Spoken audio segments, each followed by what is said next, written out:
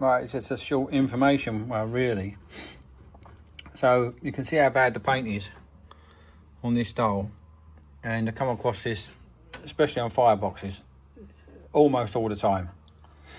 So that's gonna need to be repainted.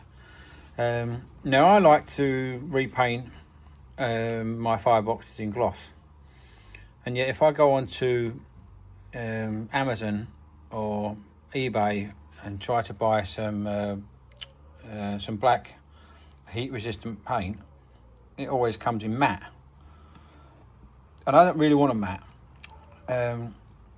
Now if anyone can show me any heat resistant glosses, I'll be interested, but what I've found for sale has always been matte.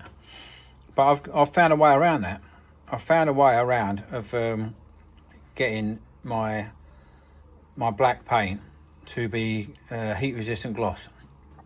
Now I start off with something like this, heat resistant up to 600 degrees C, and to be fair, it does work.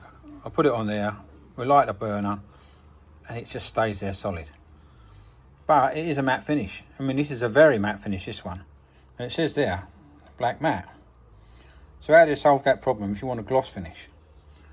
Right, so what you get, extreme heat clear coat.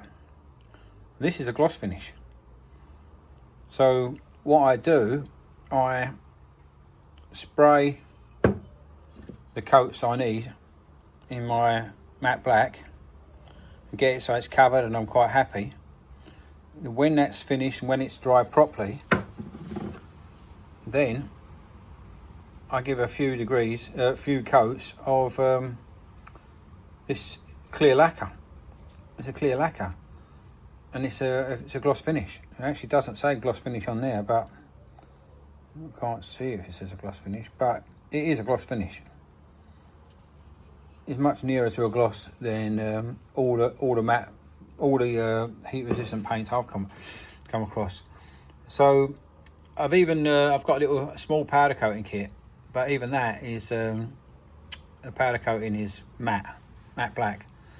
Matte black probably be all right, but I like to have it glossy, particularly on the vent covers. So that's how I get around it. It's quite a simple technique, and it works. And this one is up to 450 degrees, so, and the other one's 600.